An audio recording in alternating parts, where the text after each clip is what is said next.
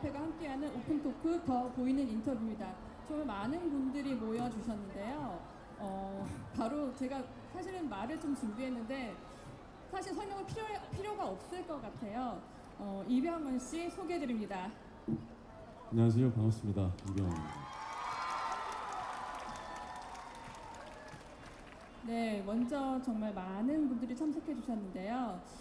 이번에 부산영화제 같은 경우는 태풍의 영향도 있었고 여러 가지 문제로 인해 예년에 비해서 많이 화려하게 진행되지 못했던 점 같습니다. 부디 모쪼록 잘 진행이 돼서 내년에는 더 좋은 부산국제영화제가 됐으면 좋겠습니다. 먼저 저희 그 기자단을 먼저 좀 소개시켜 드릴게요. 이병헌 씨와 함께 이제 질문과 질의응답을 할 건데요. 예, 부산일보의 이호진 기자입니다. 네, K스타의 김묘성 기자. 예, 동아닷컴 정희연 기자입니다. 그리고 저는 사회를 맡은 스포츠서울의 남혜연 기자입니다. 네, 정말 오래 기다리셨는데요. 그럼 정말 우리 기자들이 얼마나 많은 좀 준비를 좀 했었어요. 근데 최근에 그 이병헌 씨의 가장 많은 활약상은 영화 밀정 그리고 내부자들이었는데요. 아마 다들 보셨을 거예요. 이 영화에 대한 질문 먼저 시작하겠습니다. 네, 첫 질문을 제가 드려야 될 것 같은데요. 영화 내부자들이 여태까지 찍었던 영화 중에서 가장 많이 애드리브를 했다라고 들었어요. 네, 그게 맞는지 궁금하고 또 밀정도 보다 보니까 메이킹에서 이제 현장에서 애드리브가 좀 있더라고요. 그것이 뭐 다 반영된 거는 아닐지라도 이렇게 보면서 현장에서 순간적으로 애드리브이 그냥 나오는 건지 아니면은 시나리오를 볼 때부터 이런 구상들이 딱딱 튀어나오는지 좀 궁금하거든요. 기본적으로 애드립을 선호하는 편은 아니에요.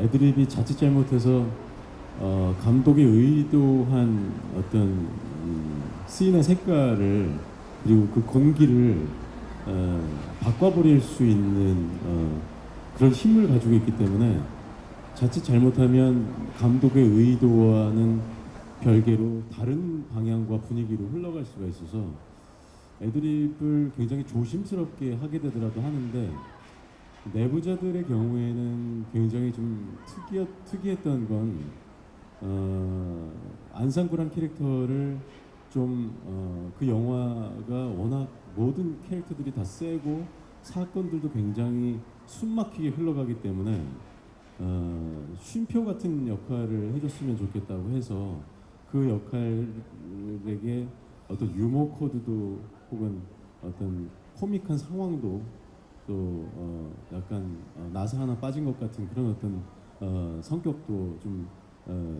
넣어보자라고 했는데 촬영 기일까지 얼마 남지 않은 상황에서 그 모든 걸 시나리오상으로 바꾸기는 힘들었거든요. 그래서 현장에서 순간순간 바꿔야 하는 상황이 많았기 때문에 다른 영화보다 애드립이 훨씬 더 많았던 것 같아요. 그리고 애드립은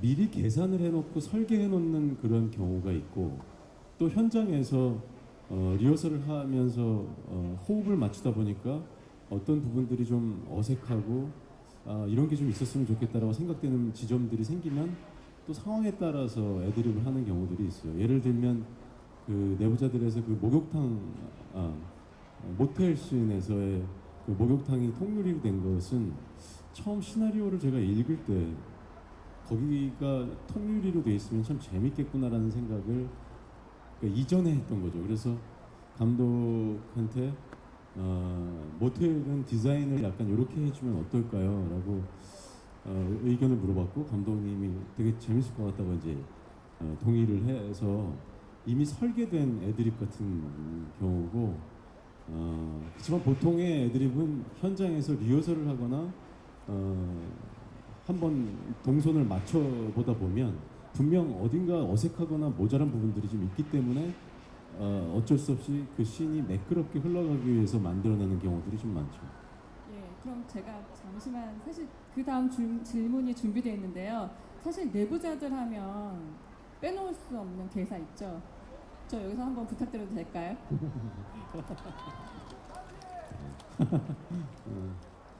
이렇게 연기나 혹은 어떤 대사를 무대 위에서 해보라고 할 때만큼 난감한 경우가 없는데 밑도 끝도 없이 그 대사를 해야 되니까 얼마나 죄송합니다. 굉장히 썰렁할 수 있을 텐데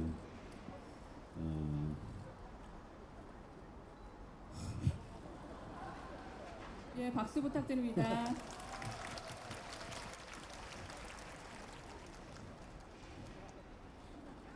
난 저기 저 모히또 가가지고 몰디브나 한잔 하려니까 그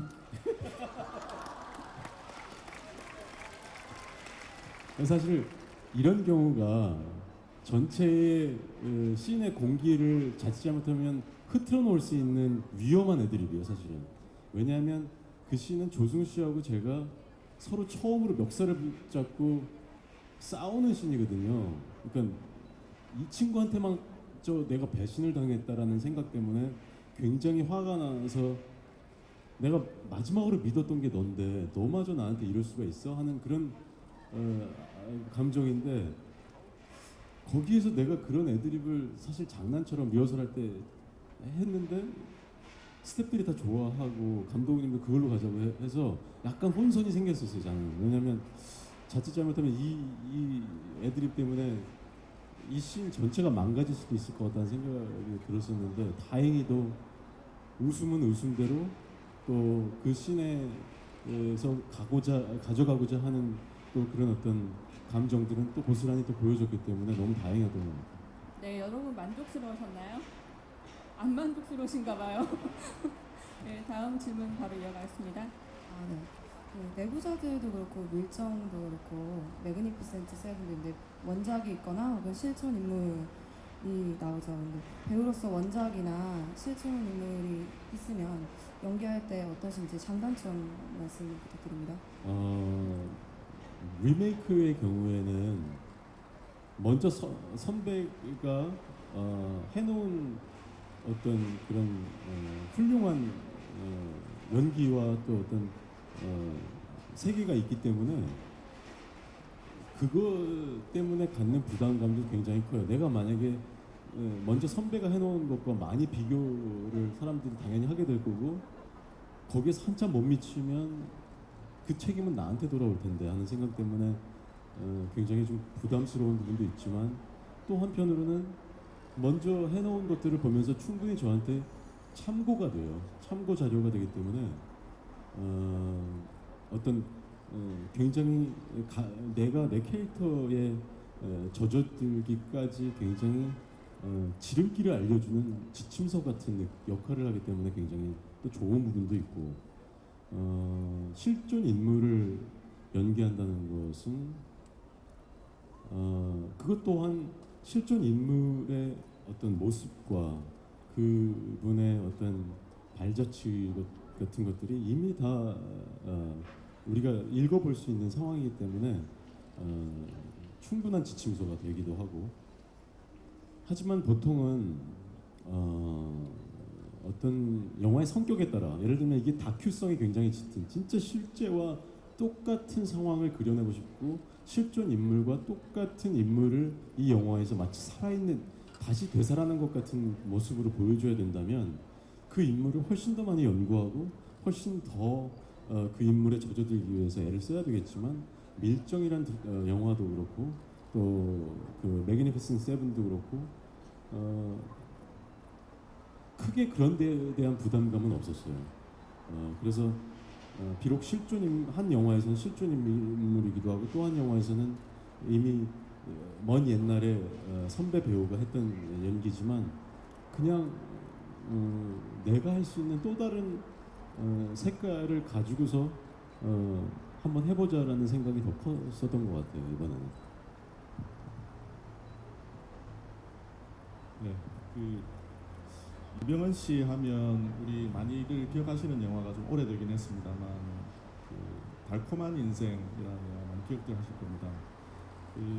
그 영화에서도 마지막 부분에 나오지만 넌 나에게 모욕감을 줬어 하는 그 보스로부터 버림을 받는 역할, 또 이번에 내부자들 작년에 개봉했던 내부자들에서도 언론사의 유력한 논설위원으로부터 뒤통수를 맞는 그런 역할을 하셨는데요.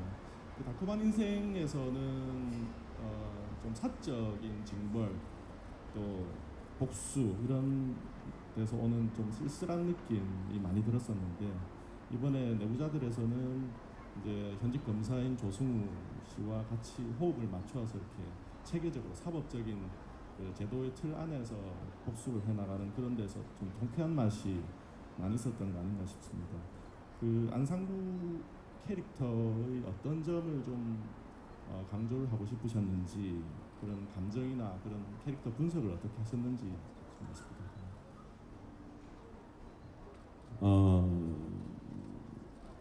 지금 지적하신 것처럼 달콤한 인생은 굉장히 지극히 주관적인 복수를 향해 치닫는 그런 어떤 영화라면 내부자들의 안상구가 하는 복수는 모두를 위한 그야말로 공공의 적을 처단하기 위한 그래서 모든 관객들이 같이 통쾌함을 느낄 수 있는 그런 종류의 복수였던 것 같아요. 그렇기 때문에 어쩌면 영화를 촬영하기 직전에 안상구란 캐릭터를 감독하고 함께 얘기하면서 좀 더 친근한 느낌의 캐릭터로 만들어가자라고 했던 게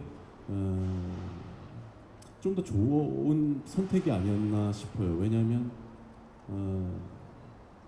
좀 더 허술하고 좀 더 늘상 봐오던 물론 그 직업은 우리가 흔히 볼 수 있는 그런 직업은 아니지만 그 사람이 가지고 있는 직업이나 이런 것들과 별개로 그 사람 자체를 보면 왠지 친근감이 가고 왠지 늘상 봐오던 어떤 내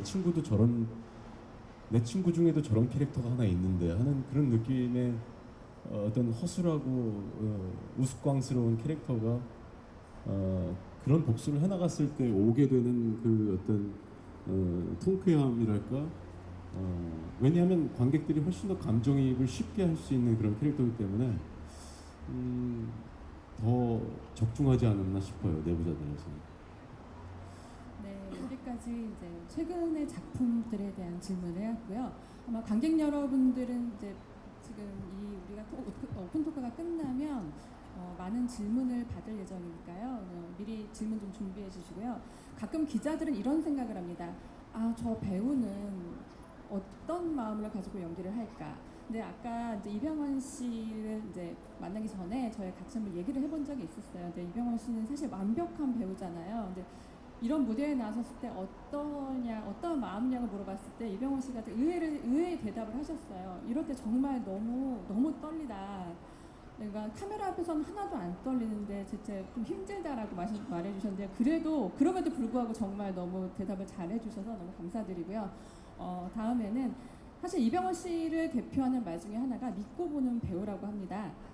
이 믿고 보는 배우라는 평가에 대해서 본인은 어떻게 생각하시는지 저희 기자들이 준비했습니다. 저는 준비 안 됐는데. 그냥 하세요.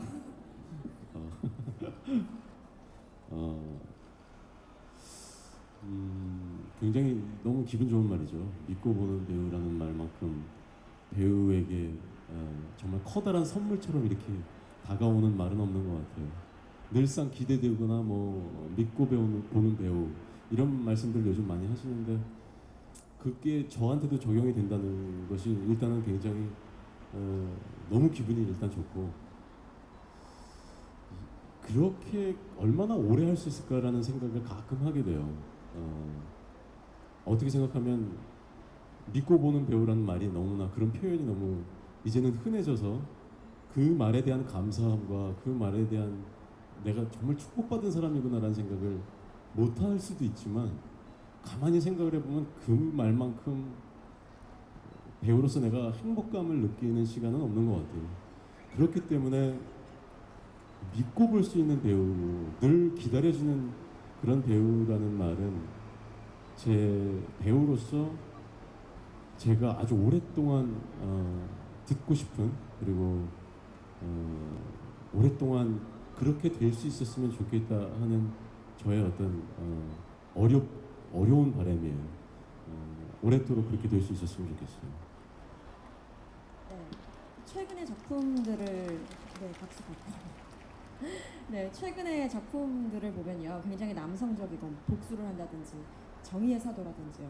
이렇게 많은 분들의 화를 대신 뭔가 좀 갚아주는 듯한 그런 남성적인 이미지가 많았는데 사실 예전의 작품들을 보면 뭐 번지 점프를 하다라든지 내 마음의 풍금, 드라마에서는 해피투게더도 있었고요. 굉장히 감성적이면서도 많은 분들의 공감을 주는 캐릭터가 많았는데 요즘에는 조금 보기 어려운 것 같아요. 앞으로 이런 뭐 생활 연기라든지 감성적인 연기를 보여줄 수 있는 기회라든지 계획이 있다면 한 말씀 부탁드릴게요. 근데 그런 거는 제가 예전에도 한번 어떤 인터뷰에서 그런 말씀을 드렸지만 사회적인 분위기와 또 그때 시류에 따라 영화의 장르도 많이 달라지는 것 같아요. 이렇게 범죄 영화들이 많아지고 하는 것은 그만큼 또 많은 문제점들이 있기 때문에 그런 범죄 영화를 관객들이 굉장히 현실성 있는 영화고 지금 일어나고 있는 영화, 그런 어떤 현실을 반영한 영화다라고 생각하기 때문에 더 많은 관객들이 찾고 예전에는 멜로물이든 혹은 또 어떤 휴먼 드라마든 코미디든 이런 모든 장르들이 아주 다양하게 사랑받던 그런 시절이 있었던 것 같아요. 어느 순간 영화들을 보면 반 이상은 범죄 스릴러, 현실을 반영한 비리 영화 뭐 이런 것들이 나오는 것은 내부자들 때도 제가 그런 인터뷰를 했지만 내부자들 2를 찍고 싶지 않느냐. 근데 2를 배우로서는 찍고 싶지만 2가 나오면 안 될 것 같다는 얘기를 했어요. 그렇다면 그 시기까지도 이런 비리들이 있고 또 이런 어떤 문제점들이 있다는 얘기인데 저도 정말 인간을 다루는 그런 어떤 휴먼 드라마나 따뜻한 이야기나 또 혹은 또 아주 그냥 마음껏 웃을 수 있는 코미디나 이런 영화들이 또 그런 시나리오들이 많이 나오는 그런 시절이 빨리 왔으면 좋겠다는 생각이 들고 아까 말씀하신 번지 점프를 하거나 혹은 뭐 내 마음의 풍금이나 이런 어떤 굉장히 슬프고 아름다운 그런 이야기를 얘기하셨는데 앞으로 개봉할 싱글 라이더라는 작품이 굳이 따지자면 굉장히 그런 어떤 정서가 있는 아주 가슴 아린 또 그런 영화입니다. 굉장히 우문현답이라는 생각이 들었어요. 한 대 얻어맞은 듯한 느낌? 네. 네, 그러면 사실 저 질문이 하나 있는데 이병헌 씨 아마 본인의 작품 많이 보실 거예요. 그렇죠? 보죠. 근데 이게 그때 그 배우들한테 질문을 해보면 그때 난 정말 객관적일 수 없다라고도 하더라고요. 그런데 이제 객관적이 되는 순간은 바로 이제 조금 한 2, 3년이 지나서야 그 작품을 보면서 전체적인 걸 느낀다고 하는데요. 배우 이병헌 씨는 만약에 내 관객의 입장에서 배우 이병헌 어떤 사람 같다라는 좀 평가를 해주신다면 어떤 생각 드세요? 지금까지 받은 질문 중에 제일 어려운 질문인 것 같은데 확실히 자기 자신을 객관적으로 볼 수 있는 그런 힘은 아직 저도 없는 것 같아요. 아무리 영화를 몇 번을 봐도 자꾸만 영화를 온전하게 이렇게 그 영화의 스토리를 보거나 제가 했던 역할도 그 캐릭터로서 보지 않고 그냥 자꾸 제가 보이게 되는 건 어쩔 수가 없는 것 같아요. 그래서 영화를 보면서 제가 나온 영화를 이렇게 보면서 영화에 빠지기보다는 저 때 왜 저렇게 어설펐지? 저 때 저런 연기보다는 이런 연기가 낫지 않았을까를 자꾸만 저를 재평가하게 되는 그런 시간이 돼버리는 것이 사실인데 어떤 경우에는 예전에 한 3, 40번까지 제 영화를 본 적이 있어요. 극장에 걸려 있을 때. 그게 어떤 작품인가요? 아마 JSA였던 것 같아요.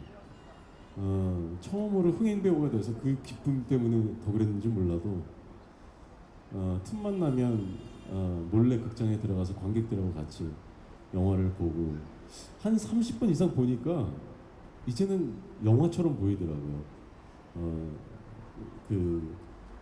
내가 저기서 저런 연기를 했구나가 아니라 그냥 그것과 상관없이 한 편의 영화를 본 것 같은 느낌이 나중에는 들기는 했는데 이게 뭐 배우는 자기가 최선을 다해서 그 한 씬 한 씬 한 커트 한 커트를 연기했기 때문에 저게 맞지 그래 저렇게 한 게 맞았을 거야 라는 그런 어떤 더 이상 잘할 수 없어 라는 마음도 한편으로 들 수도 있지만 대부분은 아니 왜 저 때는 되게 잘했던 것 같은데 그리고 저 때는 충분히 내가 그 감정에 충실했던 것 같은데 왜 내가 지금 보니까 왜 저렇게 미흡하다는 뭔가 좀 아쉽다는 생각이 들지? 라는 거는 어쩔 수가 없이 계속 반복되는 것 같아요. 매 작품마다. 네, 여러분은 이병헌 씨의 겸손한 대답을 들으셨습니다. 네, 이번에는 사실 배우들은 연기만 하지 않잖아요. 이병헌 씨 같은 경우는 국내외를 넘나들면서 정말 다양한 활동을 하고 계십니다. 이병헌 씨의 요즘 관심사에 대해서 묻는 시간을 갖겠습니다. 네, 지난 6월 달에 우리 이병헌 씨가 송강호 그다음에 최민식 배우에 이어서 세 번째로 아카데미 회원이 됐습니다. 그러니까 그것과 더불어서 그 몇 년 전부터 아카데미 그러니까 미국 할리우드 영화에도 도전을 우리나라 국내 배우 중에 가장 활발하게 하고 있는 배우 중 한 분인데 우리 이병헌 배우에게 헐리우드 도전은 어떤 의미인지 또 그 처음 시작했을 때부터 지금까지 여러 가지 시행착오나 어려움을 많이 겪었을 텐데 그런 어려움을 어떻게 극복하셨고 또 극복하고 계시는지 보셨고요. 그리고 우리 국내 배우들 중에도 선배 이병헌 배우를 따라서 나도 헐리우드 한번 진출해보고 싶다 이런 후배들이 많이 있을 텐데 그런 후배들에게 조언을 해주신다면 어떤 말씀을 할 수 있을지.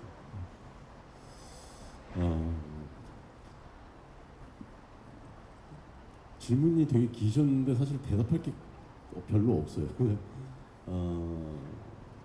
할리우드에서 일을 한다는 것은 조금 그냥 크게 대답을 한다면 과연 내가 배우로 이제 살면서 얼마나 많은 사람들에게 내 영화를 그리고 내 연기를 보여줄 수 있을까 하는 측면이 그렇게 도전하게 되고 다시 또 부딪혀보게 되는 가장 큰 원동력이 되는 것 같고요. 이건 약간 좀 대외적으로 대답할 수 있는 그런 부분인 거고 저 개인적으로는 그냥 저희 아버지한테 보여주고 싶은 게 되게 커요.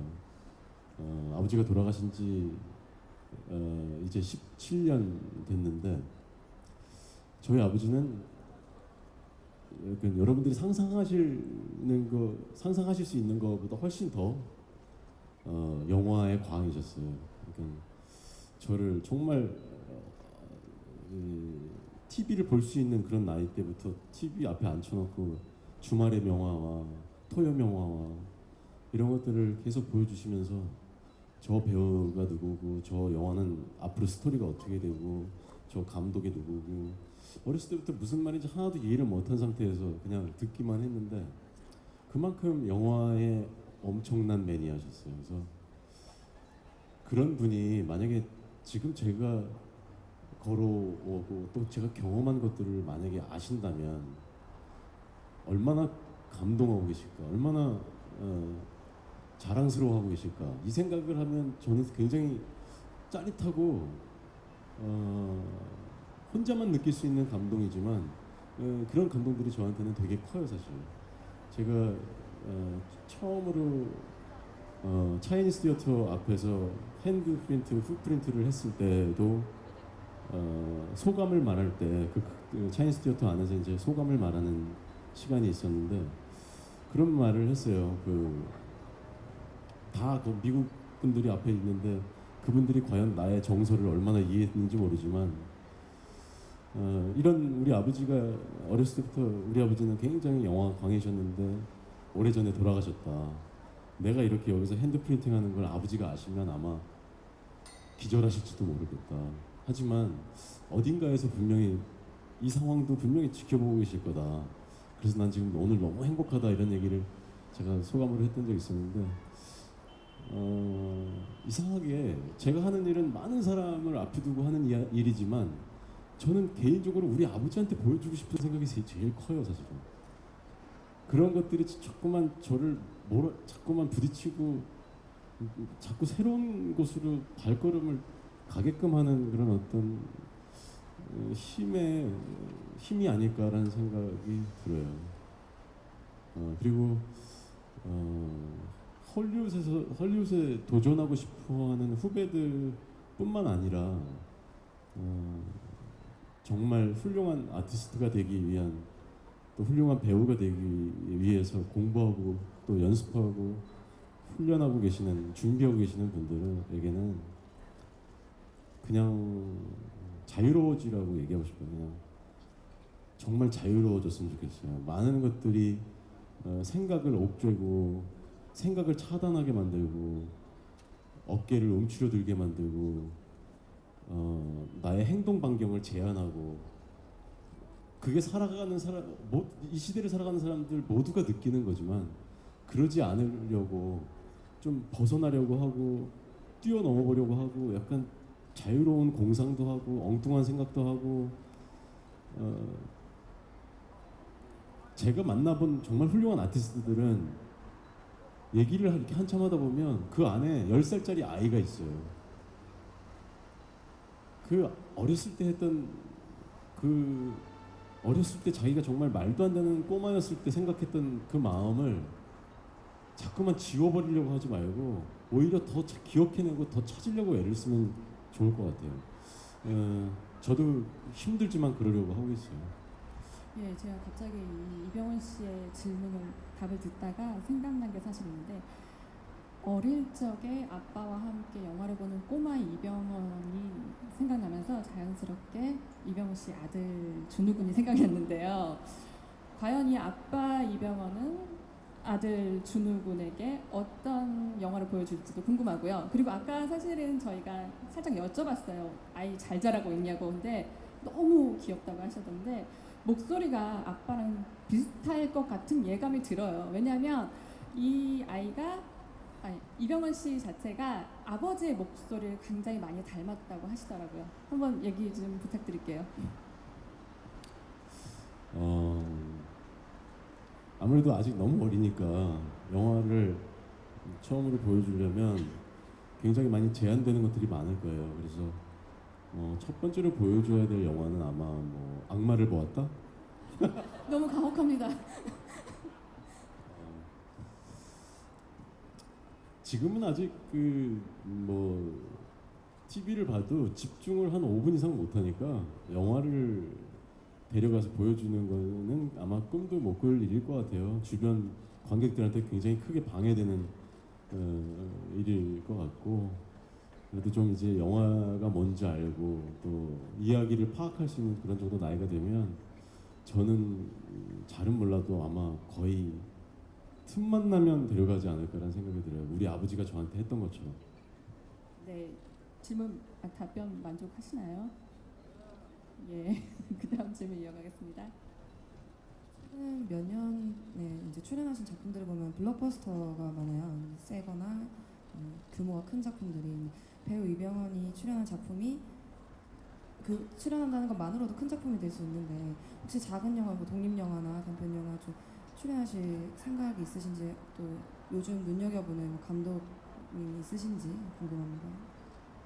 기본적으로 영화의 버젯은 지금까지 어떤 영화를 선택하는 데 있어서 크게 관심을 가져본 적은 없어요. 어떻게 하다 보니까 우연히 다 버젯이 큰 영화들을 찍게 됐고 특히 헐리우드에서는 더더욱 그랬고 하지만 정작 미국에서 제가 미팅을 하고 있는 감독들은 굉장히 저예산 영화를 준비하고 있는 감독들이 많거든요. 그게 서로 끝까지 그 딜이 협상이 안 되고 스케줄이 서로 안 맞고 그래서 결국에 결렬된 것들이 많지만 사실 미국에서도 미팅하고 그러는 어떤 프로젝트들은 다 대부분까지는 아니지만 한 반 정도는 다 저예산 영화들이고 한국에서도 사실은 저예산 영화들을 보면서 굉장히 와, 저 감독이 누군지 꼭 나중에 한번 꼭 같이 작품을 해보고 싶다라고 생각을 한 감독들도 있고, 싱글 라이더도 어쩌면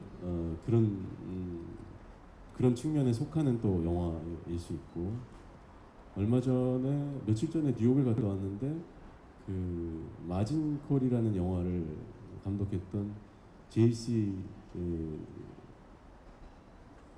챈더라는 친구가 감독이 있어요. 그 감독도 또 다른 작품을 준비하고 있는데 같이 이제 미팅을 하면서 알게 된 얘기지만 그 친구 그 감독도 저예산 영화를 찍는 감독이에요. 마진 컬이라는 영화가 케빈 스페이시나 제레미 아이언스 같은 정말 큰 배우들이 나와서 우리가 생각하기에는 웬만큼 제작비가 들었겠구나라고 생각할 수 있겠지만 그 영화가 우리나라 영화 보통 영화의 버젯보다 훨씬 작은 33억으로 만든 영화더라고요. 그래서 늘상 그 저예산 영화를 특별히 좋아한다는 건 또 아니지만 저예산 영화건 블록버스터건 그것과 상관없이 이야기가 중요한 것 같아요. 그리고 어떤 감독이 연출을 하느냐가 중요한 것 같아요. 네, 근데 예전에 이병헌 씨한테 이런 질문을 했었어요. 이병헌 배우가 할리우드에 진출했는데 악역이어서 사실 우리는 조금 안타깝다. 근데 그때 어떤 말씀하셨냐면 내가 지금 잘하는 것을 가지고 할리우드에서는 좋아하진 않는다. 일단은 동양 배우가 진출하는 데 의의가 있고 여기서 더 잘해서 장기를 점점점 변화하게 가겠다. 근데 드디어 이병헌 씨가 사실 이제 악역이 아닌 정말 되게 정의로운 역할로 한번 최근에 등장하셨잖아요. 예전에 아마 비행기 타셨을 때 영화 촬영을 위해서 비행기를 탔을 때 굉장히 내가 이걸 해야 되나라고 약간 고민까지 하셨던 적 있었어요. 근데 이제는 너무 자연스러운 일상이 됐고 약간 좀 궁금해요. 어떤 마음을 갖고 계신지, 요즘 나 너무 행복하다 아니면 비행기를 타는 심정? 네.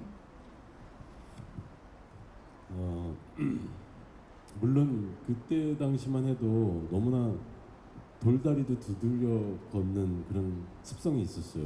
너무 작품 하나하나를 너무 심사숙고를 하다 보니까 그 작품을 온전히 제대로 판단하고 파악하는데 오히려 걸림돌이 될 만큼 너무 심사숙고를 했던 경향이 있는데, 그러다 보니까 정말 좋은 작품을 놓치게도 되고 그렇게 한 작품 때문에 너무 많은 생각을 하고 심사숙고하는 제가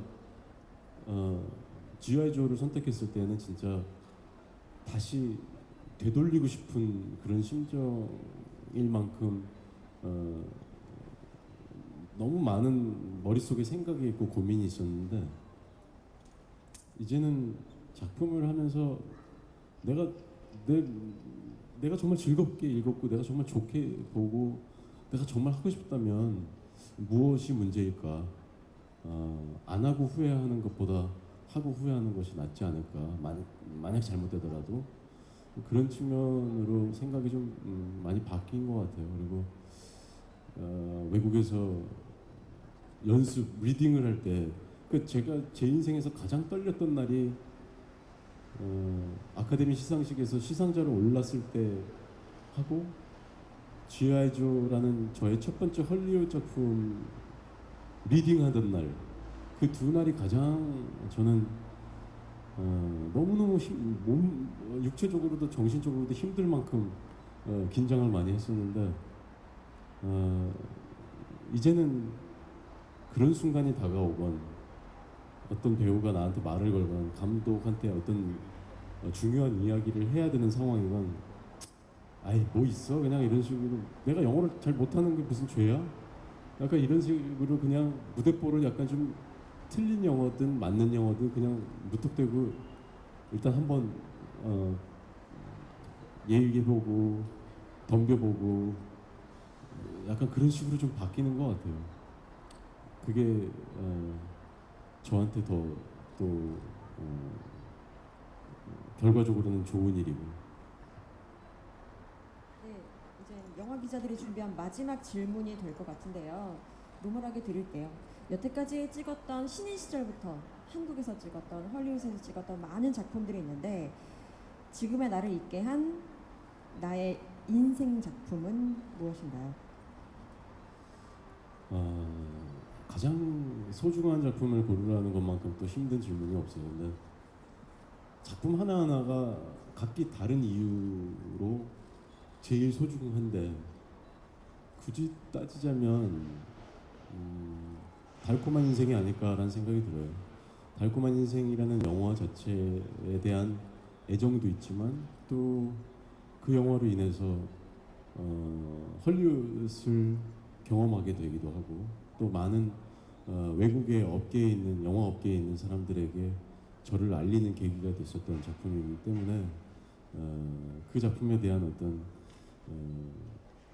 고마움은 늘 가슴속에 있죠. 네, 저희가 준비한 질문은 여기서 마무리 짓고요. 이제 관객석으로 저희가 마이크를 옮기겠습니다. 이병헌 씨에게 하고 싶으신 질문 받겠습니다. 네, 저기 힘차게 손 드신 분 말해주세요.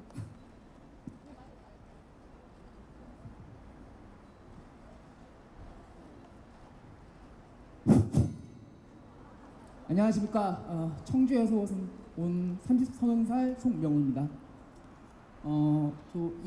이병헌 배우님께서 한 작품 중에서 보면은 김지훈 감독님하고 많이 찍은 작품들이 많은데요. 달콤한 인생, 좋은 놈, 나쁜 놈, 이상한 놈, 악마는 보았다. 요번에 최근에 찍은 밀정까지 봤는데 보통 이제 그 김지훈 감독님하고 찍은 작품 중에서 그 배우들과 이병헌님이 연기하신 역할 보면 거의 복수에 대한 그런 역할들이 되게 많은 것 같아요. 정체산 같은 경우에는 전 나라를 이제 구국을 위해서 복수하는 그런 느낌. 그리고 악마를 보았다에서는 자기 와이프를 잃고 가족을 잃고서 그 최민식 배우한테 이제 복수하는 거에 대해서 나오는데 일단은 첫 번째로 김지훈 감독님에 대해서 어떻게 생각하실지 좀 궁금하고요. 그리고 두 번째로는 김지훈 감독님이 찍은 영화에 대해서 본인에 대한 감정이나 아니면 어떤 걸 포인트로 촬영에 임하시는지 좀 듣고 싶습니다. 예, 근데 아무래도 이병헌 씨보다는 김지훈 감독님 팬이신 것 같은데요. 네, 일단 예. 답변 부탁드리겠습니다. 김지훈 감독님 팬이세요? 아니, 근데 이병헌 배우 보니까 김지훈 감독님 영화 많이 찍으시길래 무슨 말인지 잘 못 알아들었어요. 많이 찍으시더라고요. 뭐 딱히 어떤 대답을 해야 될지 모르겠는데 그렇죠. 아무래도 김지훈 감독님이 저란 배우를 가장 잘 아주 작은 부분까지 가장 잘 아는 감독이 아닐까라는 생각이 들어요. 그것은 그 양반의 아주 뛰어난 관찰력 때문이기도 하지만 또 작품 4번을 같이 하는 동안 굉장히 면밀히 그리고 아주 예민한 눈으로 저를 지켜봐 왔기 때문에 아무래도 모든 감독들 중에 저를 가장 잘 아는 감독이라고 생각이 들어요. 거기에는 두 가지 장단점이 있을 것 같아요. 하나는 가장 저를 잘 알기 때문에 저한테서 어떤 부분을 뽑아내야 가장 내가 활용을 잘하는 것일까 하는 부분에 대해서는 누구보다 잘할 거라고 생각이 들고 또 하나는 나를 너무 잘 알기 때문에 또 다른 측면에 나는 볼 수가 없는 이미 자기가 아는 이병헌이라는 사람이 있기 때문에 완전히 다른 시선에서 바라볼 수 있는 또 다른 각도의 시선은 또 없을 수도 있는 거거든요.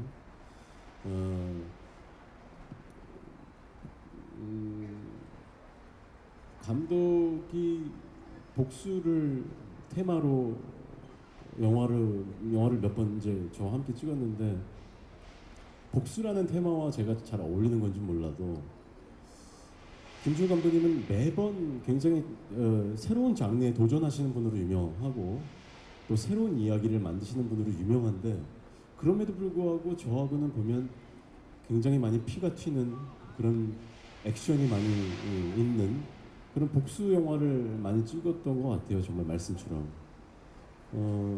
그것은 왜인지는 저도 모르겠어요. 우연일 수도 있고 좀 전에 말씀드린 것처럼 제가 복수란 테마에 잘 어울리는 그런 배우인지도 모르겠고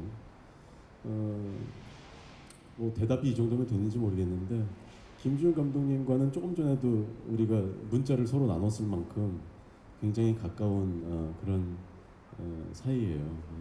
조만간 또 다른 이제는 복수가 아닌 김지훈 감독님조차도 도전해보지 못한 장르로 한번 또 만나서 아주 새로운 것을 만들면 어떨까 그런 개인적인 바람이 있습니다.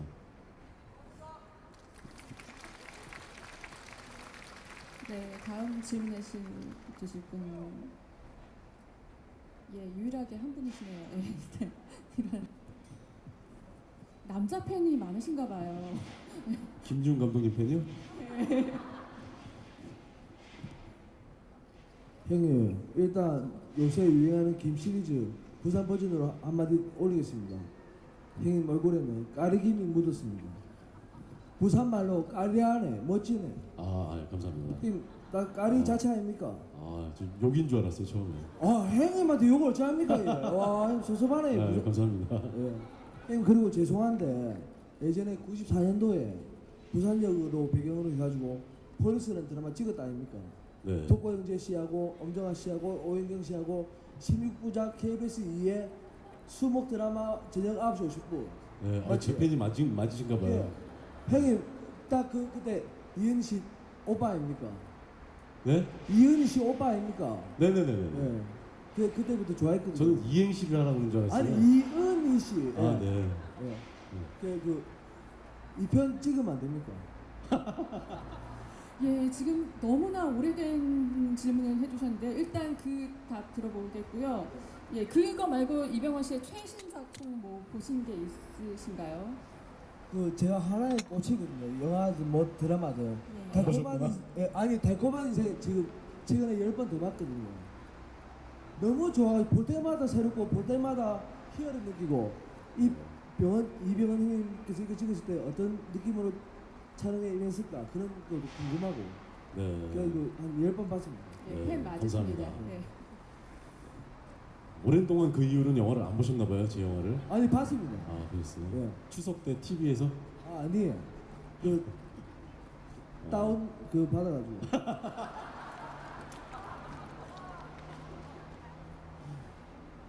폴리스 2는 생각을 해본 적은 없어요. 예. 네. 저는 그런 생각이 들어요. 제가 한 작품들 중에 또 특히 우리나라는 왜 2편, 3편, 4편 이렇게 이어져 나가는 작품들이 왜 많지 않을까라는 아쉬움이 있어요, 개인적으로. 예. 미국 영화들은 보면 정말 웬만하면 2, 3, 4까지는 웬만하면 나오는데 우리나라에는 그렇게 해서 성공한 작품이 거의 세 손가락, 네 손가락 안에 들 정도밖에 안 된다는 생각이 들어요. 그래서 앞으로는 그렇게 좀 시리즈로 나올 수 있는 좋은 영화가 있으면 참 좋겠다는 생각이 들고 저 또한 간혹 가다가 그 기자분들한테 그런 질문을 받아요. 지금까지 찍은 영화 중에 2를 만들었으면 좋겠는 작품이 있느냐 뭐 그런 질문도 받아보기도 하는데 성격상 지금까지 찍은 영화 중에는 2를 만들 수 있는 작품이 과연 얼마나 될까? 거의 없을 것 같아요. 많이 죽거든요, 작품에서. 그거는 좀 힘들겠지만 앞으로 저도 그런 영화들 좀 찍고 싶어요. 예. 성실한 답변 감사드립니다. 고맙습니다. 네, 감사합니다. 예, 여기 부산 관객분들은 질문이 더 재밌는 것 같습니다. 이병헌 씨보다. 예, 다음 질문 부탁드리겠습니다. 또 여자분인지 안 보이시는데, 네, 저기 끝에 여자분 질문해 주세요. 이병헌 배우님 되게 좋아하는데요. 영화도 이때까지 하신 작품은 거의 빼놓지 않고 다 본 것 같은데요. 제가 뭐 한국 영화의 촬영 작업 뭐 이런 상황은 잘 모르지만 가끔 메이킹 필름 같은 걸 보면 이제 감독님이 오케이 컷을 하셔도 배우님들이 조금 납득할 수 없거나 하실 때 가끔 상의하셔서 원컷을 더 얻는다든지 그런 경우가 좀 있는 것 같거든요. 한국에서는. 근데 헐리우드에서 작업을 하시다 보면 이제 다른 특히 이광 배우님은 또 액션면이 좀 많이 찍으셨으니까 좀 자기가 만족하지 못하더라도 그런 말이나 이런 상의를 하는 게 조금 어렵지 않을까 이런 생각이 가끔 들었거든요. 특히 헐리우드에서는 좀 어떻게 그런 부분을 대응해 나가시는지 궁금합니다. 말씀하신 것처럼 처음 헐리우드에 갔었을 때는 모니터를 보는 것조차도 허락이 거의 안 됐었어요. 그리고 한국과 약간 다른 점은 배우들이 모니터를 이렇게 유심히 하는 사람들이 많지는 않아요. 그렇기 때문에 거기서도 배우들이 순서대로 모니터를 하거나 이런 경우들은 많이 없었던 것 같아요. 주로 감독이 판단하기 위해서 모니터가 있는 거고, 또 배우들은 감독이 오케이 하면 많이 감독이 알아서 내가 충분히 내 감정으로 연기를 했다고 생각하니까 오케이 했겠지 하는 그런 믿음들을 많이 가지고서 서로 이렇게 배우들은 모니터를 잘 안 보고 감독들은 모니터를 보면서 그걸 판단해가면서 오케이 컷을 주고 하는 것 같아요. 그렇다고 해서 우리나라 배우와 감독 사이가 서로 믿음이 없는 사이라는 건 아니에요. 다만 어느 순간 우리나라의 영화 촬영장의 시스템이 굉장히 그 모니터를 중심으로 많이 흘러가는 건 사실이에요. 모든 스태프들과 사람들이 다 와서 모니터를 보고선 판단을 하고 모니터를 여러 번 또 이렇게 연거푸 틀어보고 글쎄 그게 과연 좋은 건지 나쁜 건지는 저도 잘 모르겠어요. 어쨌든 그런 것에 익숙해진 한국 배우로서 처음 헐리우드에 갔을 때에는 그렇게 후다닥 저한테 잘 보여주지도 않고 모니터를 싹 치우고 모니터만 볼 수 있냐고 그랬더니 이거 TV 껐어 라고 얘기하고 뭐 이런 모습을 보면서 아 모니터는 원래 잘 안 보는 거구나 싶었는데 이제 저도 용기가 좀 생기고 감독들한테나 혹은 뭐 스태프들한테 말할 수 있는 용기도 좀 생기고 또 좀 익숙해진 것도 있고 또 정말 중요한 씬에서 내가 꼭 봐야 하기 때문에 특히 액션 같은 경우에는 진짜로 내가 액션을 어떻게 했는지 모니터를 보는 것이 되게 중요하기 때문에 고집을 피우죠. 보여달라고. 그러면 이제 보여주고 요즘에는 그런 부분은 이제 저도 익숙해져서 좀 더 대담해지기도 했지만 그들을 대하는 게 또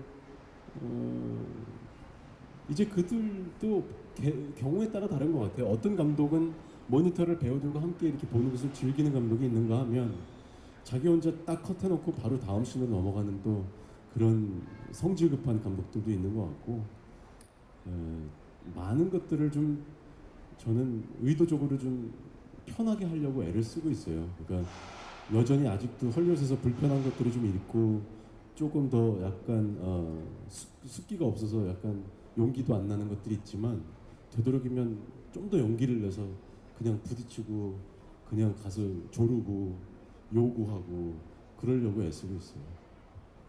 네, 저희가 이제 다 마무리가 될 시간인데요. 참 배우 이병헌 씨에 대해서 또 색다르게 알 수 있는 기회였는데요.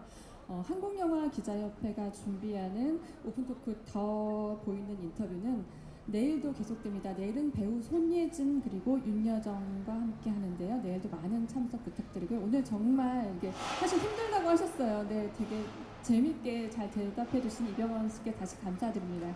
감사합니다. 수고하셨습니다. 감사합니다.